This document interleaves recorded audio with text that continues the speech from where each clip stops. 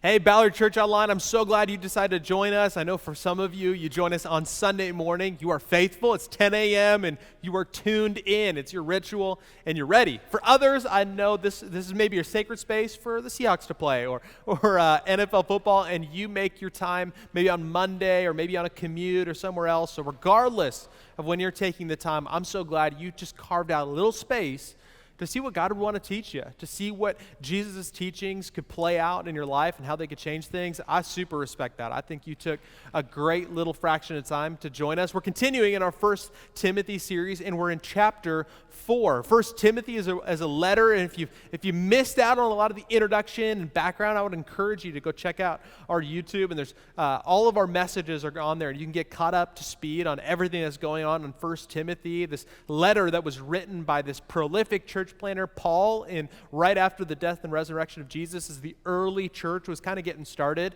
he set up a young apprentice, Timothy, in this church in Ephesus that was, man, it had just gone off the rails. It had some weird theology, had some weird ideas. People were trying to mix in teachings of Jesus with their own agenda, and you know what?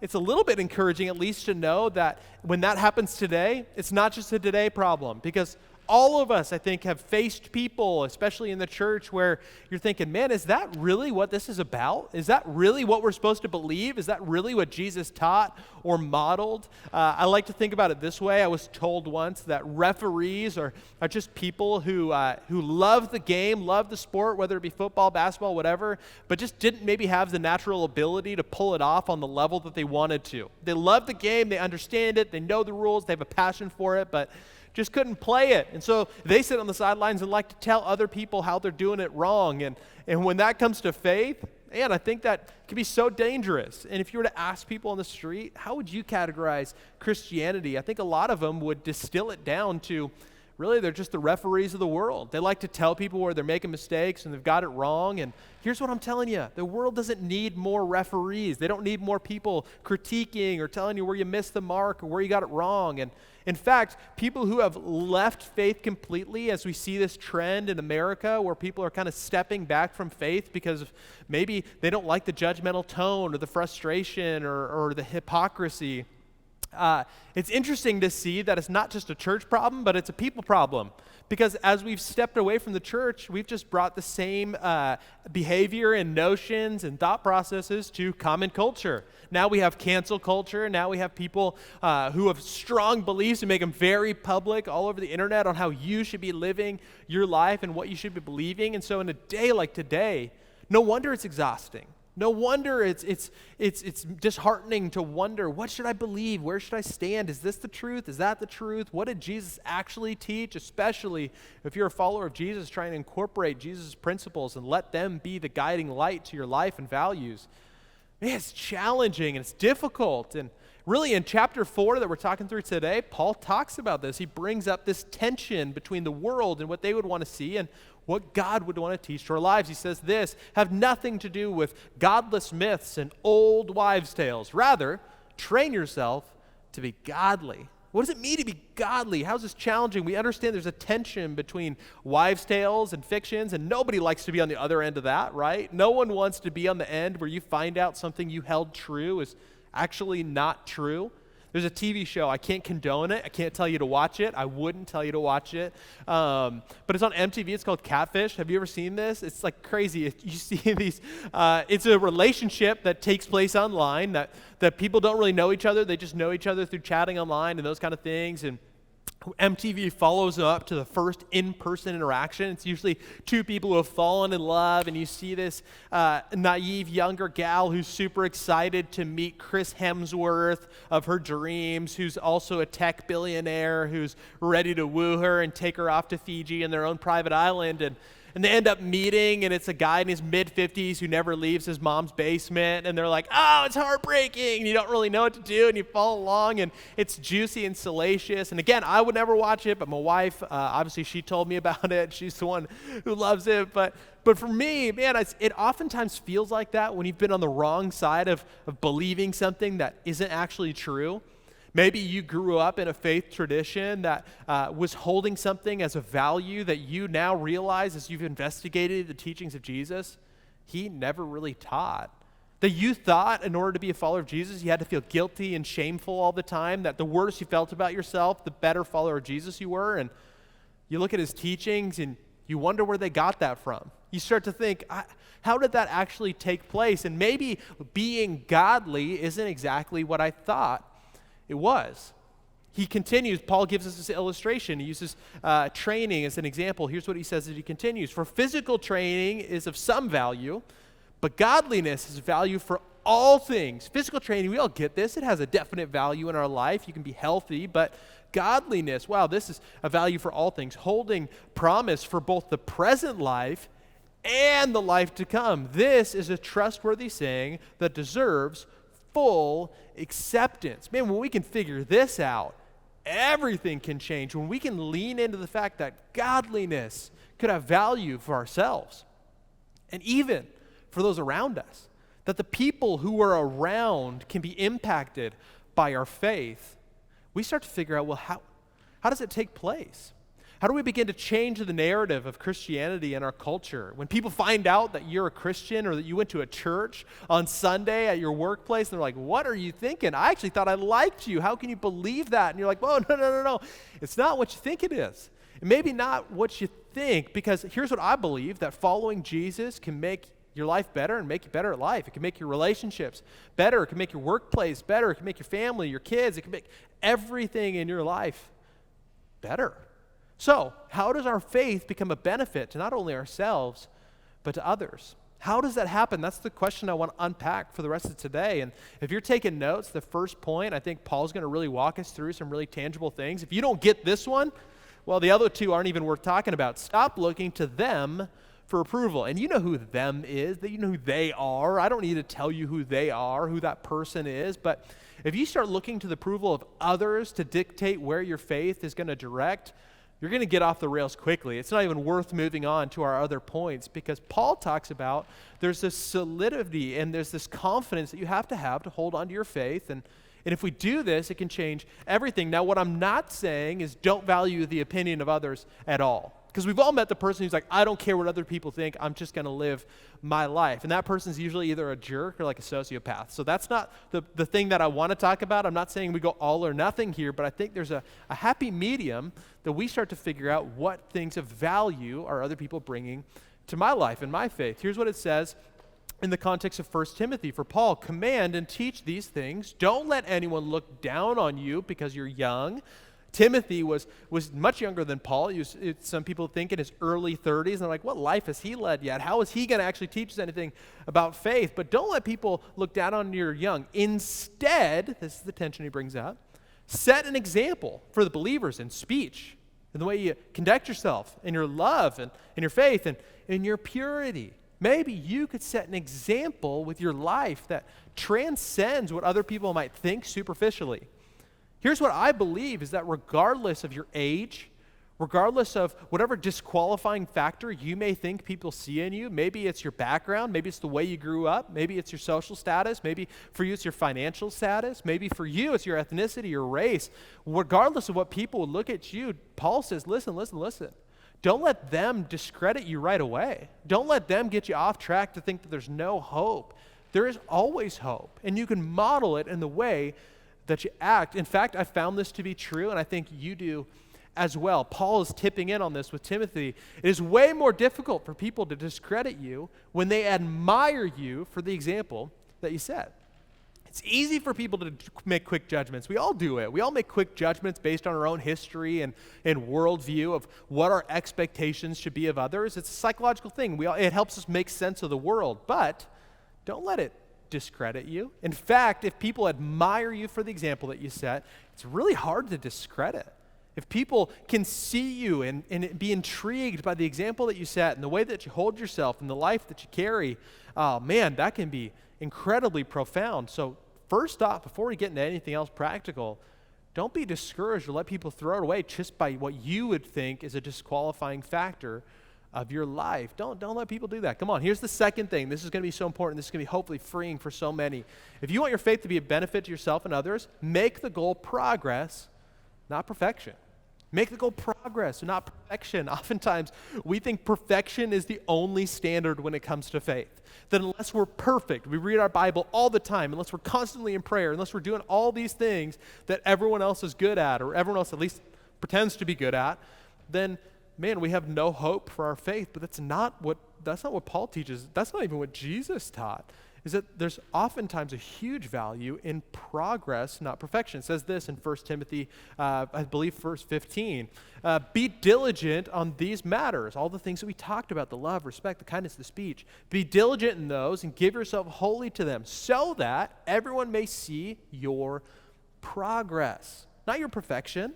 Not the fact that you never make a mistake. They're not going to see the fact that you're inerrant. That's not the goal. The goal is not the fact that you are God. It's that we are trying to walk in godliness, to display his character in our lives. And that people might see our progress. They might be able to see that there's movement or change in our life. And oftentimes that's hard to see for people who have a peripheral view of our life, people who are on the outsides looking in and maybe have quick opinions on your social media life. But here's what's really valuable. And here's the people that you value the opinion of most. People who know you the best will be most impressed with how you've grown. These are the moments that mean the most to us. Not when somebody who doesn't know me thinks that I've changed, even though that's neat, I guess. It's always nice to have a fun compliment or have people think better of me. But the things that really bring value is when the people that know you the most are most impressed with how you've grown.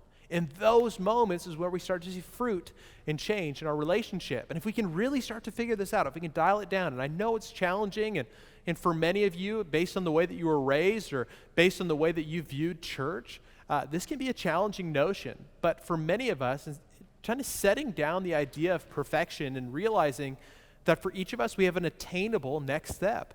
I like to call it our next right step. I don't know what it looks like for you in your faith, but I know you have a next right step. So maybe this is the challenging question you need to walk away with today is, what's your next right step in your faith? What will progress look like to you? You never go to your boss at Amazon and say, you know what, I'm just feeling better this week. You know, I feel like in this last quarter, even though, let's just set aside the metrics, but I feel like I'm doing better. There's value in how we feel, but oftentimes the way that we feel is correlated to what's actually happening tangibly in our life. What if you set a tangible goal for your faith? Not just, that I would be more optimistic. That's really hard to qualify. But what if you woke up every day and took the time to write down 3 things you're grateful for? And after a week, you could look back and say, wow, this is incredible how this is tangibly changing my life. I know some of you are business oriented, and this needs to be a thing that you can start to incorporate into your faith, to start to figure out what metrics are going to be important for me, because people notice our faith. They start to notice your faith more than really anything else. If you think people are going to be changed just because you say you believe something, it can be so challenging. They want to see progress in your life. And in fact, when you look at the early church and you study how the early church grew, it wasn't because the teachings of Jesus were just so compelling and everyone had great communicators back then, though that's part of it. It's really that most of the work happened as people's lives began to change, as they showed up differently to family gatherings and their workplaces. In fact, Michael Green, who studied evangelism in the early church, wrote this in his book. 80% of our evangelism in the early church was done by ordinary Christians, not the super Christians, just the regular Joes like you and me, just explaining their life to friends and family who kept asking why. Like, why is your life changing? Why are you making this progress? Why are you saying no to this opportunity you used to always say yes to? Why do you seem like you have such an even temperament now? You used to get so mad, but instead you're quick to listen now. What's changing in your life? And man, that's how people get attracted to the gospel. That's how people start to see the teachings of Jesus as something relevant and practical for today. And as easy as it is, now at this point we all go, yeah, I'm a work in progress and people should take me as that. As easy it is to want people to accept you as a work in progress, we need to remember as Christians that it's okay for others to be a work in progress as well. That as much as you want the grace and patience extended to you as you're a work in progress, we need to be diligent in remembering that others are a work in progress too, and that's okay. So when you're on the receiving end of somebody else who's a work in progress, remember this: patience and encouragement. patience and encouragement. Come on. Patience and encouragement. You didn't get it right this time, but I believe in you, I love you, and I see the progress you're trying to make. How valuable could that be in the way that we approach people in our relationships, in the way that you manage people at work, in the way that you treat your employer, in the way that you treat your kids, to understand we're all a work in progress, including you, including me, and including the people that you love. Third thing, hope you're ready. Third thing, this is so important. This is essential. If nothing else, play the long game. If you really want your faith to be a benefit to yourself and others, you have to play the long game. Faith is much more a marathon than it is a sprint. We like to think of faith as a sprint. I can get to Sunday morning, I can get to my group, I can get to these different activities, and as long as I read my Bible at one time, or do it for a week, or oh yeah, the Bible, I read that cover to cover once in college. Like, that's great. Now I can put it down, I kind of got it.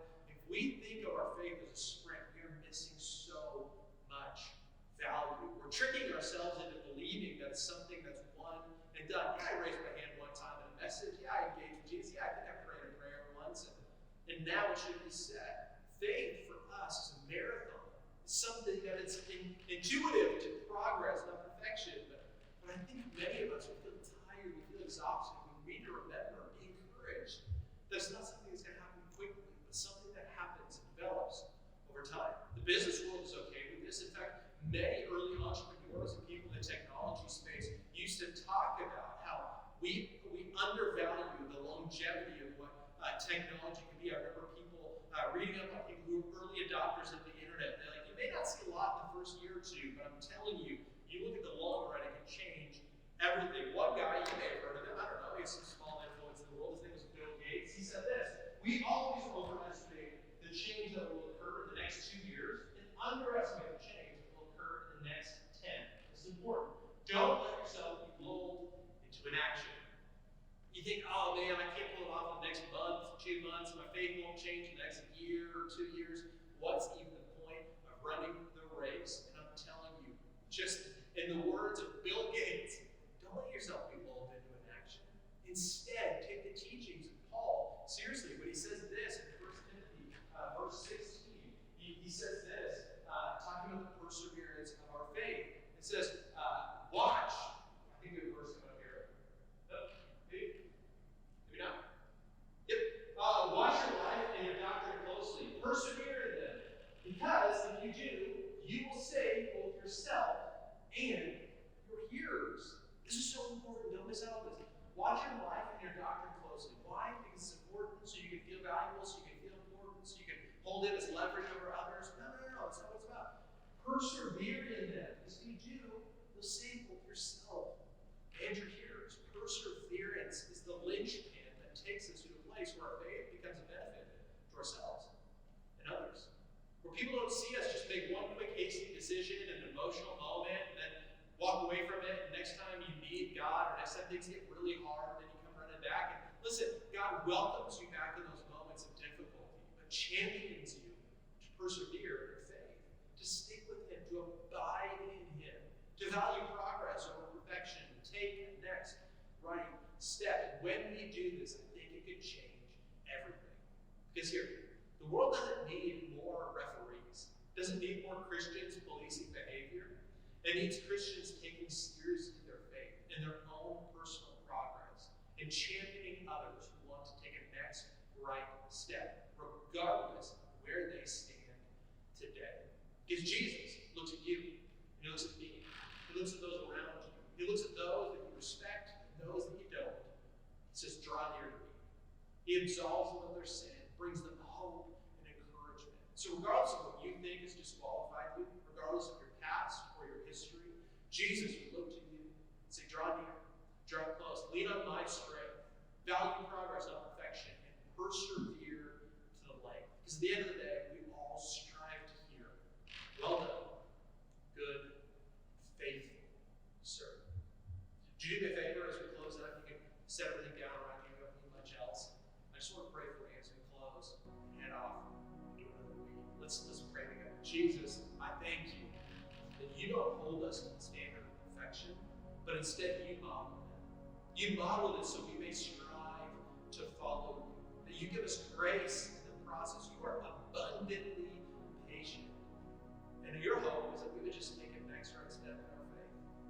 pray that your Spirit would begin to bring up for each of us what that could be.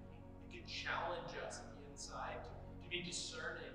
And then more than that, for those of us that feel like our tanks are on empty, we don't have anything left to persevere. Give us the strength, give us the tenacity, give us the boldness to follow through, to begin to take this long marathon process of faith seriously.